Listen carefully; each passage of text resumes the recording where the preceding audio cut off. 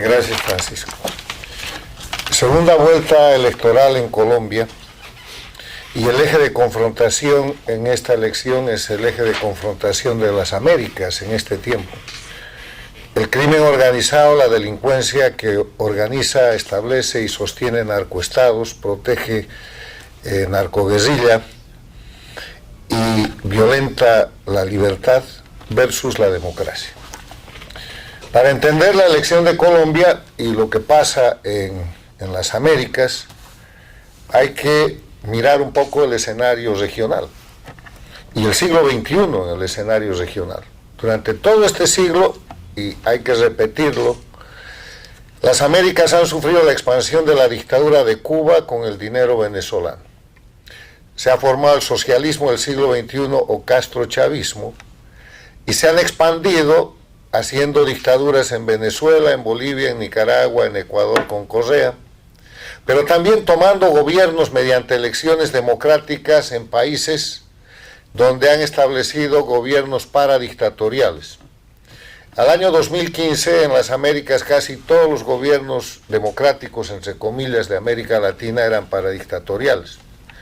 Y la demostración más evidente fue la Cumbre de las Américas en Panamá, cuando el presidente de Estados Unidos reconoció el liderazgo de Latinoamérica en manos del dictador Raúl Castro. De entonces empezó una decadencia porque destrozaron economías, libertad, crisis, y perdieron gobiernos como el de Argentina con los Kirchner, paradictatorial.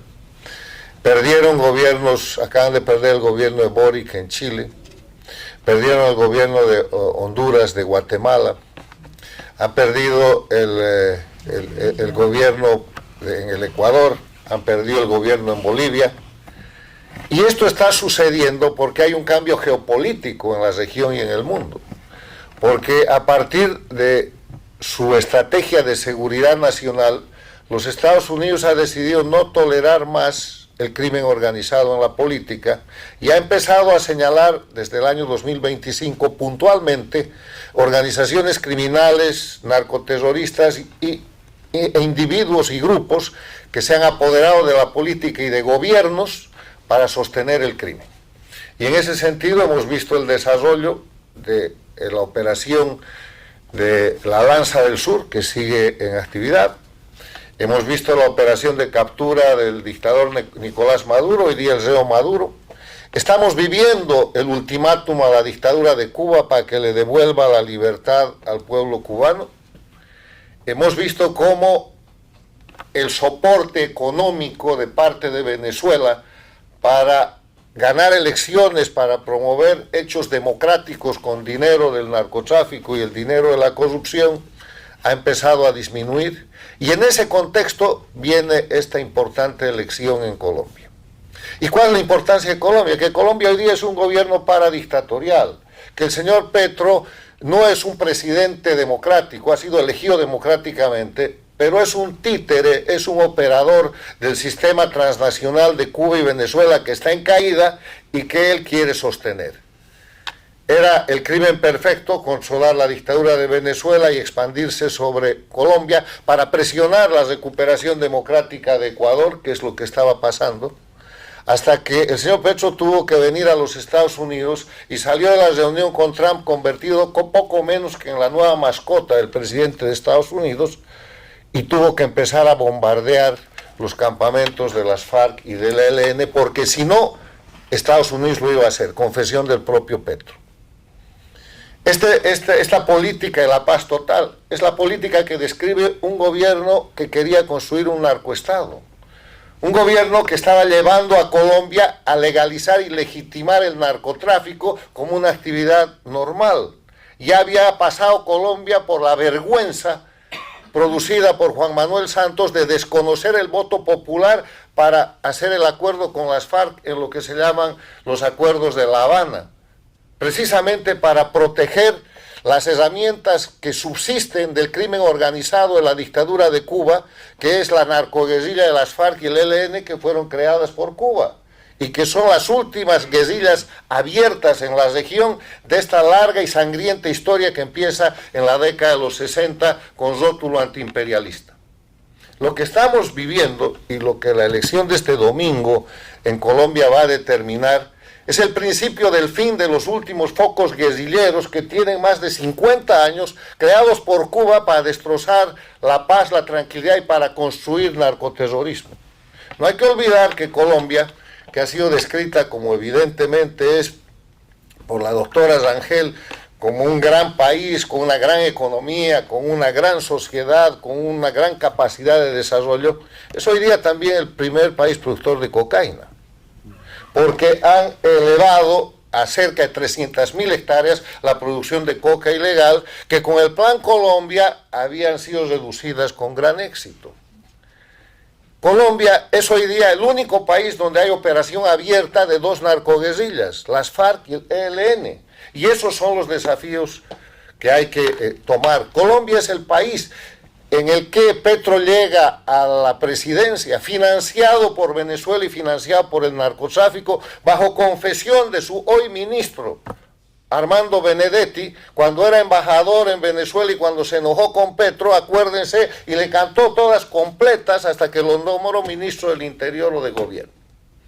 O sea, este es un gobierno confeso, paradictatorial, que no quiere dejar el poder, porque después de dejar el poder en democracia viene la rendición de cuentas, de lo que aquí se ha señalado, deudas, endeudamientos, corrupción, pero no solamente eso, vinculación directa con el narcotráfico, protección directa al crimen organizado. Pero la buena noticia es que Petro y su candidato no pueden ganar esta elección. Y no la pueden ganar, primero porque el pueblo colombiano está repudiando abiertamente, y lo ha demostrado en la primera vuelta, el prorroguismo del crimen organizado en el gobierno de Colombia. Y segundo, porque la geopolítica mundial ha cambiado y los gobiernos paradictatoriales se están cayendo.